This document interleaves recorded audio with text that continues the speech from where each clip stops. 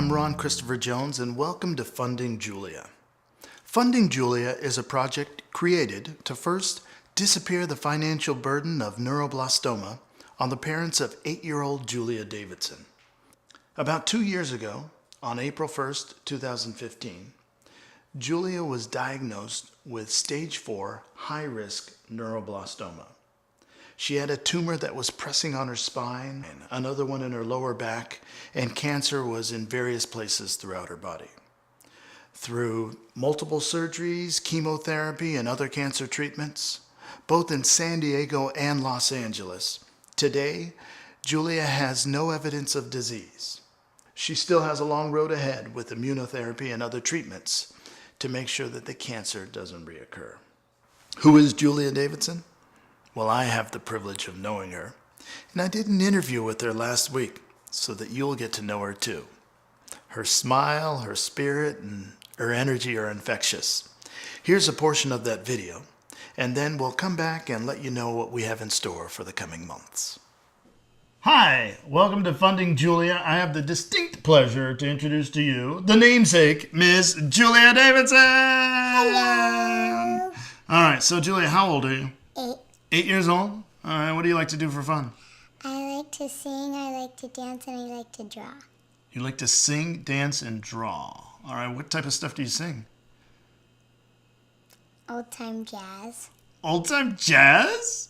How can you sing old-time jazz? You're 8 years old. You just can?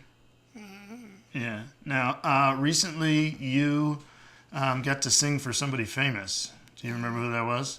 Miley Cyrus. Miley Cyrus. So she came by and did. Where was this? At the hospital. So you were getting treatment, Yeah. and she came by the hospital, Yeah.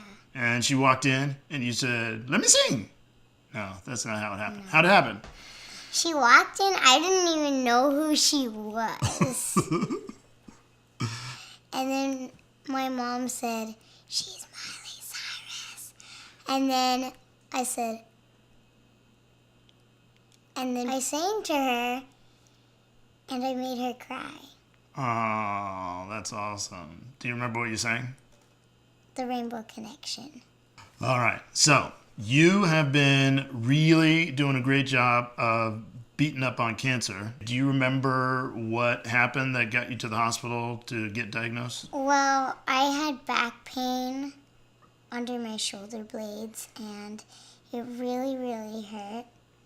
And then after a few days later, we didn't know what was wrong, but I lost a little bit of strength of my left leg. Oh, okay. And then I was holding onto furniture. I couldn't skip. I could only gallop. No skipping, just galloping? Okay. And then my mom really thought, okay, there's something wrong. Yeah, because you were quite the skipper before that. Yes. And now you're only a galloper. No, now I could skip. Oh, now you can skip, but then you can only gallop. Okay, so you went to the hospital. And I ended up having a tumor, Oh, okay. compressing my spinal cord. So did they wait a while to do an operation on that? Nope. It happened like the next day? Yeah. Yeah, all right. And then you started treatment. So you've been in Yeah. treatment for almost two years since that diagnosis. And how's that been going? Pretty good. Pretty good? All right. Have you been kicking cancer's butt? So your last scan, how did that turn out? Good. Good. There's no evidence of disease. All right, that's fantastic. So are you done with treatment, or are you still doing stuff? Well, I don't have to stay there for a week anymore, Uh-huh. but I still have to go there for labs. Okay, cool. And then you recently went to New York. What was that about? I had to go to Children's Hospital. In New York? Okay, and you're doing like some preventative stuff to make sure that the cancer doesn't come back, right? Well, that's awesome. That's so awesome that your parents are making sure that you get all the best treatment.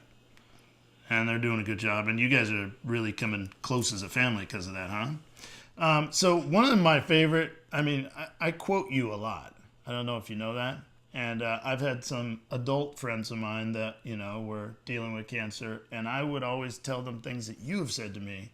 during your course. Now, one of the things that I really liked that you said was the time when we were at the zoo and we were going to see your dad play guitar at the zoo. You remember what I'm talking about? Yeah. And we were walking and some music started playing.